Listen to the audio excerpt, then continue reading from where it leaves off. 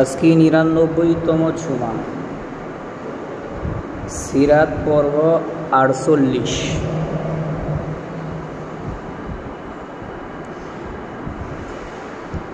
আজকে আমরা গত জুমায় আল্লাহ রাসূল সাল্লাল্লাহু আলাইহি ওয়াসাল্লামের 10টি গুণ নিয়ে আলোচনা করেছিলাম।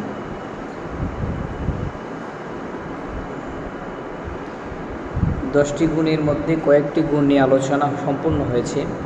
এর মধ্যে একটা হলো আমাদের রাসূলের লাজুকতা। রাসূল মানুষকে খুব লজ্জা পেতেন।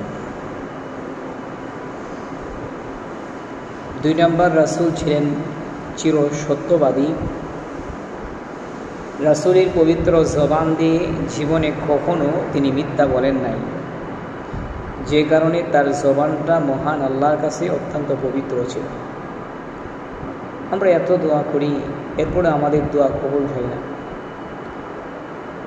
এর 2টা কারণ হতে পারে। একটা হলো, যিনি দোয়া করতেছেন হয়তো ওনার জবানটা আল্লাহর কাছে পছন্দনীয় নয়, আর না হয় দোয়ার মধ্যে যারা আমিন আমিন বলতেছেন তাদের মধ্যে এমন মারাত্মক ধরনের গুনাহগারী আছে, কবিরা গুনাহে লিপ্ত আছে, যার কারণে আল্লাহ তাদের আমিন বলার কারণে, তারা দোয়ার মজলিসে শরীক হওয়ার কারণে আল্লাহ দোয়াকে কবুল করছেন না। আল্লাহর পয়গম্বর মুসা নবীর জামানায় খরা শুরু হয়েছে, বৃষ্টি হচ্ছে না। এই জন্য মুসা একটা দোয়ার মজলিসের আয়োজন করলেন তার উম্মতদেরকে নিয়ে। উম্মতদেরকে সামনে রেখে মুসা নবী আল্লাহর কাছে দোয়া করলেন, আল্লাহ বৃষ্টি দিয়ে দাও, খরা দূরে সরিয়ে দাও। মুসা নবীও তো আমাদের নবীর মতোই সত্যবাদী ছিলেন। মুসার জবানটাও তো আল্লাহর কাছে পবিত্র ছিল, এরপরে আল্লাহ দোয়া কবুল করলেন না। আল্লাহ জানিয়ে দিলেন, মুসা, আপনি যাদেরকে নিয়ে দোয়া করতেছেন তাদের মধ্যে এমন একজন ব্যক্তি আছে যে কবিরা গুনাহ জিনার মধ্যে লিপ্ত, মারাত্মক গুনাহ জিনাহের মধ্যে লিপ্ত। যতক্ষণ ওই ব্যক্তি মজলিসে থাকবে আমি আল্লাহ দোয়া কবুল করব না, বৃষ্টি দেব না। আপনি তাকে বলুন সেজন্য মজলিস থেকে উঠে যায়। মুসাও ঘোষণা দিয়ে দিলেন, এ আমার উম্মতেরা, তোমরা এই মজলিসের মধ্যে তোমাদের মধ্যে এমন একজন ব্যক্তি আছে যে জিনার মধ্যে লিপ্ত, জিনা করে। সুতরাং আল্লাহ জানিয়ে দিয়েছেন সে যদি উঠে না যায় আল্লাহ দোয়া কবুল করবেন না। মুসা বললেন, তোমাদের মধ্যে যে জিনায় লিপ্ত সে উঠে যাকে মজলিস থেকে। কেউ তো উঠে না। যে ব্যক্তি এ জিনায় লিপ্ত সে তো মনে মনে বুঝতে পারতেছে আমার জন্যই দোয়া কবুল হচ্ছে না, এখন এখান থেকে উঠতেও পারতেছে না। একটা বড় মজলিসের মধ্যে যদি কেউ একজন উঠে যায় সবাই তো তাকে চিনে ফেলবে। আর মুসা যে রাগী নবী, ধরে তো তাকে শাস্তি দিবে আগে, এরপরে দোয়া। বয়ে উঠতেছেন, আল্লাহ কোন মুশকিলে পড়লাম, মুসা কত আমাকে জীবনও ছাড়বে না। আল্লাহ তুমি দয়া করে আমারে মাফ করে দাও, আমি আর কখনো জিনা করব না। সাথে সাথে আল্লাহ বৃষ্টি দিয়ে দিলেন। মুসা কই, আল্লাহ ব্যাপারটা বুঝলাম না, তুমি তো বললা যতক্ষণ পর্যন্ত এই মজলিস থেকে জিনাকারী না ওঠে ততক্ষণ পর্যন্ত তুমি দোয়া কবুল করবে না, আবার তুমি বৃষ্টি দিয়ে দিলা। আল্লাহ মুসাকে বলেন, মুসা, আমার এই বান্দা তখন বৃষ্টি দেই না, আমার এই বান্দা মনে মনে খাঁটি তওবা করেছে বিদায় আমি আল্লাহ তার গুনাহগুলো মাফ করলাম এবং তাকে মাফ করে আমি আল্লাহ বৃষ্টি দিয়ে দিলাম। সুবহানাল্লাহ। তো এই ঘটনা দ্বারা এটাই বোঝা যায়, যারা আমিন আমিন বলে তাদের মধ্যে যদি মারাত্মক ধরনের কবিরা গুনাহগারী ব্যক্তি সেখানে দোয়ার মজলিসে শরীক হয়, আল্লাহ তা এই দোয়াটাকে কবুল করবেন না। তারা আমিন বললে তারা অংশীদার হইলে, অংশগ্রহণ করলে। এই দুইটা কারণে যিনি দোয়া করছেন হয়তো ওনার জবান পবিত্র না, আর না হয় যিনি দোয়া করছেন দোয়াকারীদের মধ্যে কোনো একজন ব্যক্তির কারণে আল্লাহ দোয়া কবুল করেন না। এজন্য আমরা কবিরা গুনাহ ছাড়তে হবে। আল্লাহর কাছে দোয়া কবুল হওয়ার জন্য জবানটাকেও পবিত্র বানাতে হবে। যেমন আমাদের রাসূল তার পাক জবান দিয়ে আল্লাহর কাছে যা চাইতেন তাই দিয়ে দিতেন। রাসূল ছিলেন চিরসত্যবাদী। 3 নাম্বার রাসূলের স্পেশাল একটা গুণ ছিল, সেটা হলো রাসূল আমানতদার। রাসূল আমানতের যে দৃষ্টান্ত দিয়েছেন, পৃথিবীতে আর কোনো ব্যক্তি এমন পাওয়া যাবে না যে আমানতের এত বড় দৃষ্টান্ত দিতে পারে। যে লোকগুলা সকালবেলা রাসূলকে আঘাত করলো, রাসূলকে মন্দ বলল, রাসূলের বিরোধিতা করলো, দিন শেষে তারাই রাসূলের কাছে নিজের জিনিসগুলো আমানত রেখে দিত। তারা এটা স্পষ্টভাবে তাদের কাছে পরিষ্কার ছিল, তারা বিশ্বাস করত মুহাম্মদকে যদি আমরা হত্যাও করে ফেলি আর আমাদের জিনিসগুলো তার কাছে থাকে, মৃত্যুর আগে আগে সে আমাদের জিনিসগুলো ফেরত দিয়ে যাবে। রাসূলের জামানায় মানুষ একজন আরেকজন বিশ্বাস করতে পারত না, পিতা তার সন্তানকে বিশ্বাস করতে পারত না, স্বামী তার স্ত্রীকে বিশ্বাস করতে পারত না। এজন্য দামি জিনিসগুলো যাকে বিশ্বাস করত তার কাছে আমানত রাখত, রাসূলের কাছে আমানত রাখতেন। যারা রাসূলকে হত্যা করার পরিকল্পনা করেছে তাদের জিনিসগুলো রাসূলের কাছে রাখা, কিন্তু রাসূল আলীকে বলে গেলেন হিজরতের সময় সবগুলো ফিরিয়ে দিবে তাদেরকে। আমরা কেবল কি করতাম, আমাদের শত্রুদের আমানত আমাদের কাছে থাকলে আমরা বলতাম সে আমাকে হত্যা করতে চায়, তার একটা টাকাও ফেরত দেব না, আমরা আত্মসাৎ করতাম। কিন্তু রাসূল এমনটা করেননি। আমাদের রাসূল আমানতের চূড়ান্ত দৃষ্টান্ত দেখিয়ে গেছেন। আমানতদারিতা অবলম্বন করা এবং আপনার কাছে যদি কেউ কোনো টাকা রাখে, 1000 টাকা যদি কেউ রাখে, এই 1000 টাকার নোটটাই তাকে ফিরিয়ে দিতে হবে। এমন না যে আমি খরচ করে ফেললাম আবার তাকে দিয়ে দিব, এমন হলে চলবে না। আমানতদারিতা রক্ষা হবে না। তো রাসূল এই দুইটা গুণ, সত্যবাদী এবং আমানতের এই গুণ, এই দুইটা গুণ অর্জন করা, এই দুইটা গুণ প্রত্যেকটা মুসলমানের মধ্যে থাকা জরুরি। না হয় এই দুইটা গুণের কোনো একটা গুণ যদি মুসলমানের ভিতরে না থাকে তাহলে সে প্রকৃত মুমিন হতে পারবে না, মুসলমানও হতে পারবে না।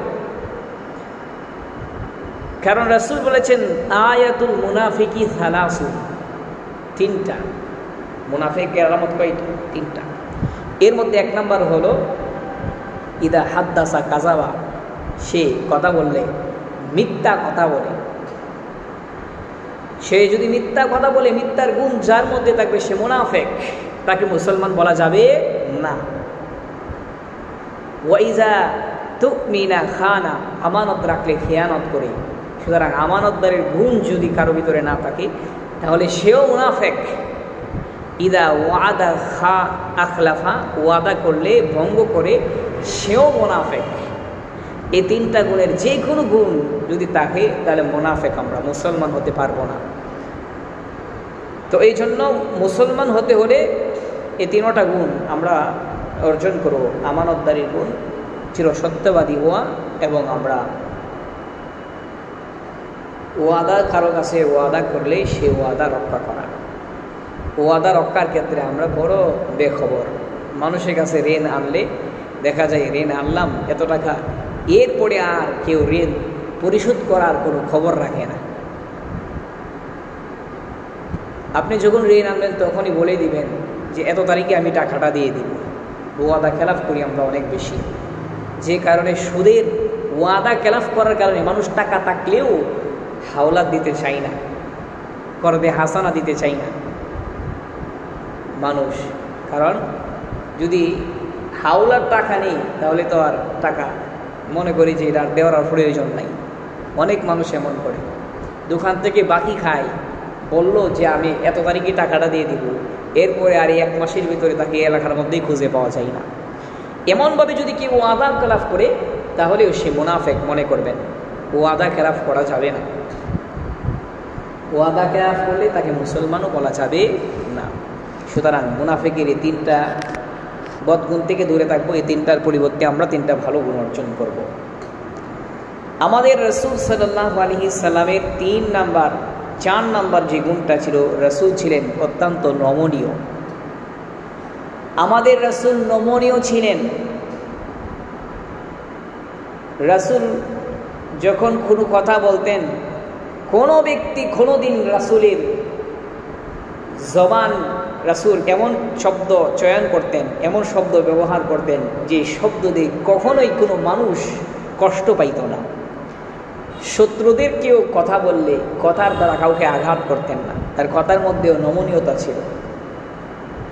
আর আমরা ঝগড়া করলে এমনভাবে মানুষকে বলতে শুরু করে দিই যে তার 14 গোষ্ঠী উদ্ধার করে সারি। শত্রুকেও রাসূল শত্রুর সাথে কথা বললেও এত নরম, এত সাবলীল ভাষা, এত মহব্বতের ভাষা ব্যবহার করতেন যে শত্রুরা পর্যন্ত হতভম্ব হয়ে যেত। এমনি এমনি তার দিকে মানুষ আকর্ষণ ছিল, তার কথার প্রতি মানুষ আরও বেশি আকর্ষণ ছিল। রাস্তার মোড়ে মোড়ে যখন দাঁড়িয়ে দাওয়াত দিতেন, মানুষ অটোমেটিক মৌচাকের মতো মানুষগুলো এসে জমা হইতে থাকত। তার কথার মধ্যেও এমন সৌন্দর্যতা ছিল, এত মাধুর্যতা ছিল। কথার মাধ্যমে কাউকে কোনোদিন আঘাত দেয় নাই, শত্রুদেরকেও আঘাত দেয় নাই। কথার মধ্যে নমনীয়তা ছিল, ব্যবহারেও নমনীয়তা ছিল। আল্লাহ রাসূল সাল্লাল্লাহু আলাইহি ওয়াসাল্লাম মসজিদে একদিন বয়ান করছেন, সাহাবীরা শুনতেছেন। তো মসজিদ তো আর পাকা ছিল না, বালুর মসজিদ ছিল, নিচে বালু, উপরে পাটি বিছায়া বসে বসে শুনতেছে। একজন গ্রাম্য সাহাবী উনি আইসা মসজিদের এক কোণার মধ্যে বসা প্রস্রাব শুরু করছে। যখন প্রস্রাব শুরু করলো, ওমর তো রাগী মানুষ, দেখে ধমকানি শুরু করছে, এই বেয়াকুফ, মসজিদের মধ্যে কি প্রস্রাব করা জায়গা নাকি? আল্লাহ রাসূল বলেন, ওমর সাবধান, নতুন সাহাবী, মসজিদের পবিত্রতা সম্পর্কে জানে না। ধমক দিয়ে নয়, ভালোবাসার সুরে বলো, মহাব্বতের সুরে বলো। ধমক দিলে মানুষকে ধমক দিতে রাসূল নিষেধ করেছেন। ধমক দিয়ে নয়, নমনীয়ভাবে বলো, সে শিক্ষা পাবে। এইভাবে আমাদের রাসূল নিজের কথা এবং কাজের মধ্যে নমনীয়তা বজায় রেখেছেন। আল্লাহ রাসূল ছিলেন নমনীয়, অত্যন্ত সাধারণ জীবন যাপন করতেন। সবাইকে আগে আগে সালাম দিতেন, খুব সাধারণ মানুষের মতন নই নয়ে চলতেন, আর আগে আগে সালাম দিতেন। সাহাবীরা আগে সালাম দিতে পারত না। আম্মা জান আয়েশাকে এক সাহাবী জিজ্ঞাসা করেছেন যে রাসূলের জীবন যাপন কেমন ছিল? রাসূলের জীবন যাপন ছিল একবারে সাধারণ। নিজেই বকরি দুধ দহন করতেন, নিজে মাথা আশ্রাইতেন, উকুনগুলি দূরে ফেলে দিতেন, নিজের কাজগুলো নিজে করতেন। এমন না যে উনি যেহেতু নেতা, নবী হয়েছেন, উম্মতদেরকে দিয়ে সব কাজ করাবেন, এমনটা ছিল না। বসে বসে অর্ডার দিবেন, এমনটা ছিল না। খুব সাধারণ জীবন যাপন করতেন। যে কেউ দাওয়াত দিলে সে দাওয়াত গ্রহণ করতেন।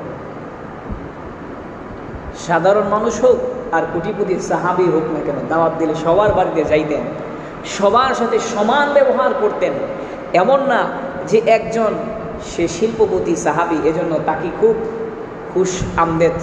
খুশামুদি করতেন আর গরিবদেরকে দূর দূর করতেন, এমন ব্যবহার ছিল না। একজন গরিবী সাহাবীকে যেমন আচরণ করতেন, বড় লোকদেরকে তেমন আচরণ করতেন। সবাই রাসূলের দৃষ্টিতে সমান ছিল। আমাদের রাসূল এমনভাবে চলেছেন, সাধারণ জীবন যাপন করেছেন। কিন্তু আল্লাহ রাসূলের সাহাবীরা রাসূলকে স্বাভাবিকভাবে নিত না। সবাই রাসূলকে অতিরিক্ত সম্মান করার চেষ্টা করত। রাস্তা দিয়ে যাচ্ছেন রাসূল, রাস্তার পাশে বসা সাহাবীরা উঠে তাকে দাঁড়িয়ে সালাম দিতেন, মাথা ঝুঁকানোর চেষ্টা করতেন। রাসূল কঠোরভাবে নিষেধ করেছেন যে আমাকে দেখে ওঠার প্রয়োজন নাই, তোমরা বসে আমাকে সালাম দিবা, মাথা ঝুঁকাতে পারবা, নিষেধ করে দিয়েছেন। রাসূল বাজারে গেছেন, বাজার করে নিয়ে আসতেছেন। সাহাবায়ে কেরাম পথের মধ্যে পাইলে অনেকেই চাইতো রাসূল বাজারের ব্যাগটা আমাকে দেন, বাড়িতে পৌঁছে দিয়ে আসি। রাসূল বলেন, না, আমি আমার কাজ আমি নিজে করব। কেন? তোমরা তো আমার সহপাঠী, সাহাবী অর্থ হলো সহপাঠী, তোমরা আমাকে অন্য অন্য চোখে কেন দেখো? আমি তো সাধারণ একজন মানুষ, তোমাদের মতোই। পার্থক্য হলো কি, আমার উপরে ওহী নাজিল হয়েছে আর তোমাদের উপরে ওহী নাজিল হয় না। এই জন্য আমাকে তোমরা খুব বেশি সম্মান করবে এরকম আমি চাই না, রাসূল নিষেধ করতেন। অনেকেই আল্লাহ রাসূল সাল্লাল্লাহু আলাইহি ওয়াসাল্লামের বিভিন্ন কাজ করতেছে, কাজের সহযোগিতা করার চেষ্টা করতেন, কিন্তু রাসূল এটা নিষেধ করছেন যে আমার কাজে তোমরা সহযোগিতা কেন করবে? আমি রাসূল নিজের কাজ নিজে করব। কাউকে কোনোদিন অর্ডার দিতেন না, নিজের কাজ নিজে করতেন, সাধারণভাবে জীবনযাপন করতেন, নমনীয় ব্যবহার করতেন। তো রাসূল এই সাহাবায়ে কেরামের অতিরিক্ত সম্মান দেখে সাহাবীদের উদ্দেশ্য করলেন, ও আমার সাহাবীরা, লা তাতুরুনি কামা আতরাতিন্না ঈসা ইবনু মারইয়াম ফাইন্নামা আনা আবদুহু ওয়া রাসূলুহু। ঈসা নবীকে তার উম্মতেরা যেমন অতিরিক্ত সম্মান করেছে, আমাকে তোমরা অতিরিক্ত সম্মান এভাবে করবা না। আনা আবদুহু, আমি আল্লাহর গোলাম, ওয়া রাসূলুহু, এবং তার একজন প্রতিনিধি মাত্র। সুতরাং আমাকে অতিরিক্ত সম্মানের কোনো প্রয়োজন নাই। ঈসা নবীর যে বিষয়টা সেটা হলো, আল্লাহর পয়গম্বর ঈসা দুনিয়াতে থাকতে ওনাকে তো তারা নবী মানতেন, অতিরিক্ত সম্মান করতেন। উনি বিদায় হওয়ার পরে, দুনিয়া থেকে আল্লাহ তাকে উঠিয়ে নেওয়ার পরে তারা এত অতিরিক্ত সম্মান করতেন যে অতিরিক্ত সম্মানের করার ফলে এক পর্যায়ে বলেই ফেললেন যে ঈসা তো সাধারণ কোনো লোক না, উনি আল্লাহর নবী। আল্লাহর নবী তো বটেই, উনি আল্লাহর সন্তান, নাউজুবিল্লাহ। মানে খোদার আসনে বসায় দিলেন, অতিরিক্ত সম্মান করতে করতে খোদার আসনে বসায় দিলেন। আল্লাহ বলেছেন স্পষ্ট ভাষায়, লাম ইয়ালিদ ওয়া লাম ইউলাদ, আমি কাউকে জন্ম দেই নাই, আমাকেও কেউ জন্ম দেই নাই। এরপরেও তারা আল্লাহর সন্তান হিসেবে সাব্যস্ত করল, মানে খোদার মর্যাদায় তাকে বসায় দিল। অতিরিক্ত সম্মান, এই জিনিসটা ভালো না। ফেরাউন যখন দেশের বাদশা, প্রথমে সে খোদা দাবি করে নাই। সে দেখে তার ওজির নাজির, বিশেষ করে তার মধ্যে একজন ব্যক্তি ছিলেন হামান, সে এত পর্যায়ে ফেরাউনের ভক্ত ছিল, এত পরিমাণ সম্মান করতো। ফেরাউন একদিন ঘোষণা দিয়েই বসলো, হামানকে বলতে লাগলো, আমি খোদা দাবি করলে কেমন হয়? তার এই অন্যায় আবদারটা, তারা এই অন্যায় আবদারের বিরুদ্ধাচরণ করা, বিরোধিতা করার পরিবর্তে তারা উল্টা তাকে ফার্ম দিতে লাগলো। হ্যাঁ, আপনি তো খোদার মর্যাদা রাখেনি, বাদশা, দেশের বাদশা, আপনি আমাদেরকে খাওয়ান পালেন, হ্যাঁ আপনি খোদা দাবি করতে পারেন, এটা আপনাকে মারাবে। এমন একটা ফার্ম দিলেন, এই আশেপাশের অর্গানাইজেশনে সবাই বলতে লাগলেন, হ্যাঁ আপনাকে খোদা মানা যায়। এই আশেপাশের লোকগুলি যদি তখন বলতো না আপনি খোদা হতে পারেন না, তখন ফেরাউন নিজেই বিশ্বাস করতো আমি তো খোদা হতে পারবো না। কিন্তু তারা যেহেতু ফার্ম দিতে শুরু করলো, অতি সম্মানের কারণে এক পর্যায়ে সে খোদা দাবি করা শুরু করে দিল। এটাই হলো বাস্তব অবস্থা। আমাদের দেশে তাবলীগের সঙ্গে আলেমদের একটা দ্বন্দ্ব চলতেছে। জায়গা জমি নিয়ে দ্বন্দ্বটা নয়, সেটা হলো তাবলীগের আমির, সে লাগাম ছাড়া কথাবার্তা বলা শুরু করে দিছে। কনে আমাদের রাসূলকে ভুল ধরে, কনে মুসা নবীকে ভুল ধরে, কয় আল্লাহর কাছে হিদায়াত নাই। আল্লাহর কাছে যদি হিদায়াত থাকতো আল্লাহ কেন নবীদেরকে পাঠায়? আল্লাহ নবীদেরকে কেন পাঠায় বলেন তো দেখি? আল্লাহর হাতে হেদায়েত না নবীদের হাতে হেদায়েত? অবশ্যই আল্লাহর হাতে হেদায়েত। ওনার দাবি হলো নবীদের হাতে হেদায়েত। নবীদের হাতে হেদায়েত যদি থাকতো তাহলে নূহ নবী কি তার ছেলে কেনানকে হেদায়েত দিতে পারতো না? আমাদের নবী কি তার চাচা আবু তালেবকে হেদায়েত দিত না? অবশ্যই নিজের পরিবারের লোকদেরকে আগে হেদায়েত দিত। অথচ নূহ নবীর ছেলেই কাফের ছিল, আমাদের নবীর চাচা কাফের ছিল, লূত নবীর স্ত্রী কাফের ছিল। নিজের পরিবারের লোকদেরকে হেদায়েত দিতে পারে না এই নবীরা। বোঝা গেল হেদায়েত হলো আল্লাহর হাতে। কিন্তু তাবলীগের আমির উনি বলতেছেন হেদায়েত হলো নবীদের হাতে, না হলে আল্লাহ নবীদেরকে কেন পাঠাইলেন? মানে লাগাম ছাড়া কথাবার্তা বলা শুরু করলো। আলেমরা প্রতিবাদ করলো। আলেমরা প্রতিবাদ করলে কি হবে? সে দেখলো আমার বক্তবিন্দুর দুনিয়ার মধ্যে অভাব নাই।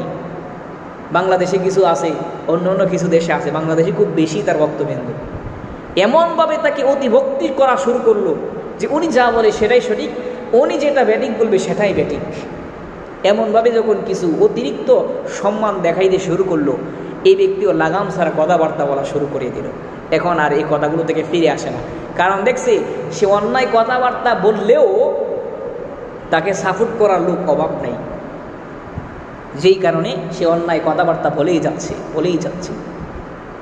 এই অতিরিক্ত অতিভক্তি হওয়ার কারণে তারাও এত সম্মান দিল এই তাবলিগের আমিরকে, এখন তারা খুদার আসনে নিয়ে বসাইছে। তারা এমন কথাবার্তাও বলে যে আমাদের আমির সাদ যদি জাহান্নামও যায় আমরাও জাহান্নামও যাব, উনি যদি জান্নাতও যায় আমরা জান্নাতও যাব।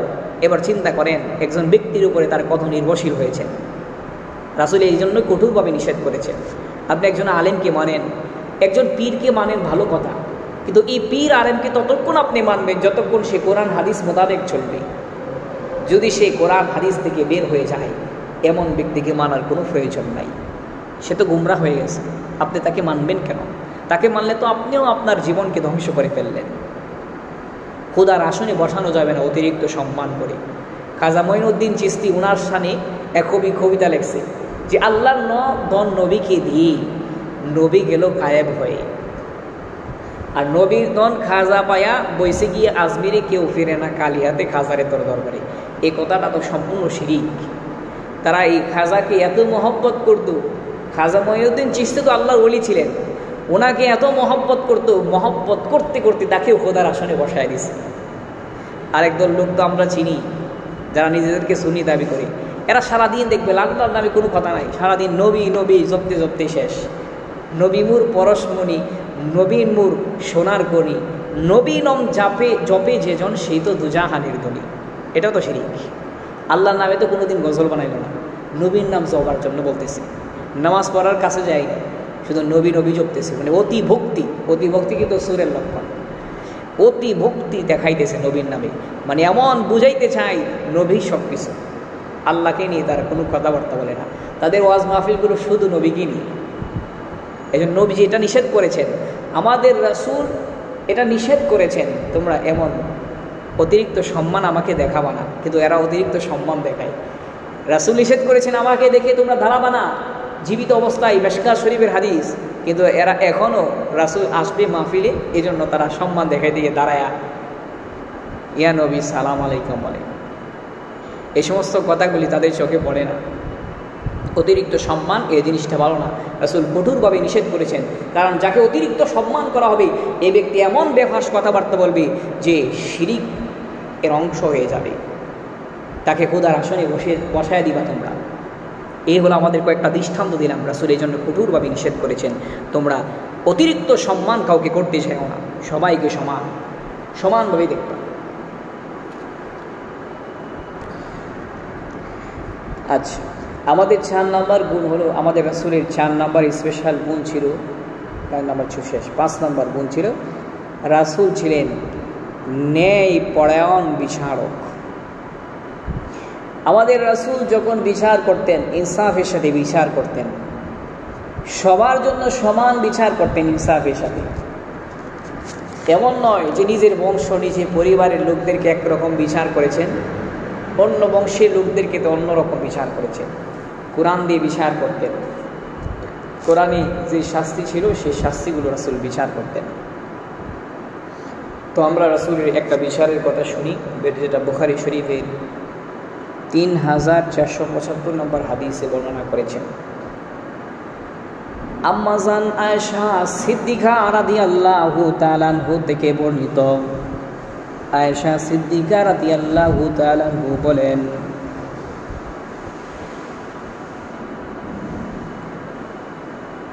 একবার কুরাইশ বংশের এক নারী চুরি করে ধরা পড়ে যায়। আল্লাহর রাসূলের সামনে তাকে উপস্থিত করা হয়। আল্লাহর রাসূল তাকে চুরির শাস্তি শোনায় দেয়। আল্লাহর হাবিব বলেন, আল্লাহ তাআলা সূরাতুল মায়েদার 38 নম্বর আয়াতে চুরির শাস্তি কি হবে আল্লাহ সেটা জানিয়ে দিয়েছেন।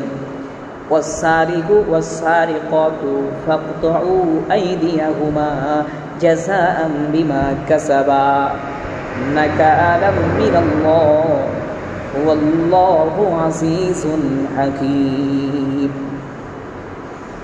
আল্লাহর হাবিব বলতে লাগলেন, মহান আল্লাহ জানিয়ে দিয়েছেন যেই ব্যক্তি চুরি করবে সে যদি নারী হয় অথবা পুরুষ হয়, নারী হোক অথবা পুরুষ হোক, ফাকতাউ আইদিয়াহুমা জাযাআ, চুরির শাস্তি হিসেবে তাদেরকে হাত কেটে দাও।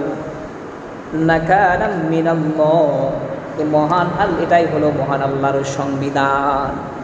আল্লাহু আজিজুন হাকীম, মহান আল্লাহ পরাক্রমশালী, হাকিম তিনি বিচারক। আল্লাহ তাআলার সংবিধানের অনুযায়ী সেটাই হলো চুরের শাস্তি। আল্লাহর হাবিব শোনায়া দিলেন,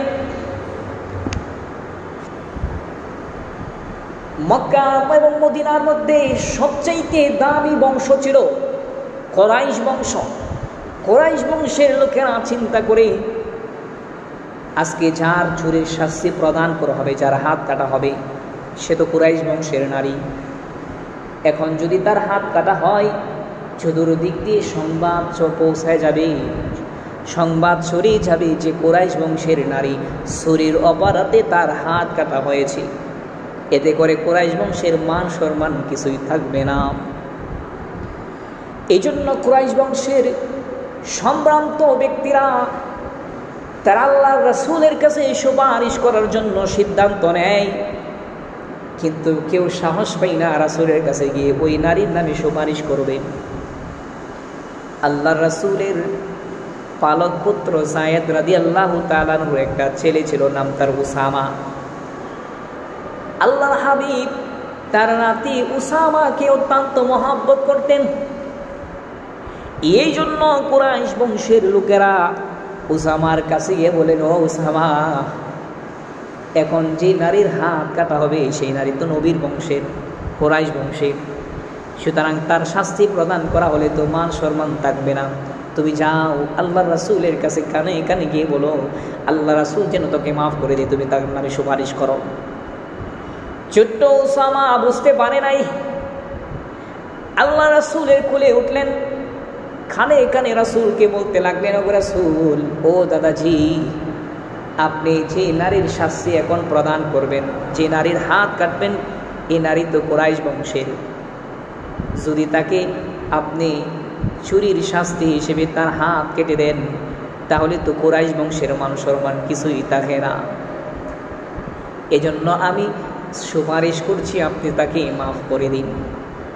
আল্লাহর হাবিব বুঝতে পারলেন ছোট্ট উসামা মান সম্মানের কথা বুঝতে পারবে না, ছোট্ট উসামা তার নিজের মন থেকে এ কথাগুলো বলতে পারবে না, নিশ্চয়ই তাকে কুরাইশ বংশের লোকেরা শিখায়া দিয়েছে।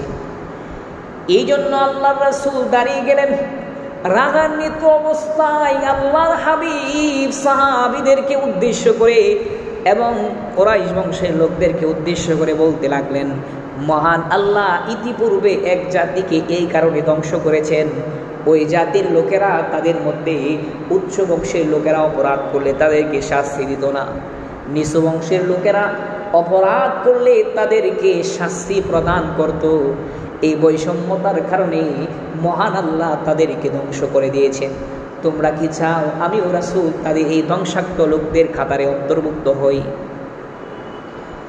আল্লাহর হাবিব জানায় দিলেন, ও সাহাবীরা শোনো, আমার বংশ তো দূরের কথা, আমার কলিজার টুকরা ফাতেমাও যদি চুরির অপরাধে চুরি করে আমি রাসূল তার হাত কেটে দিতে দ্বিধাবোধ করব না।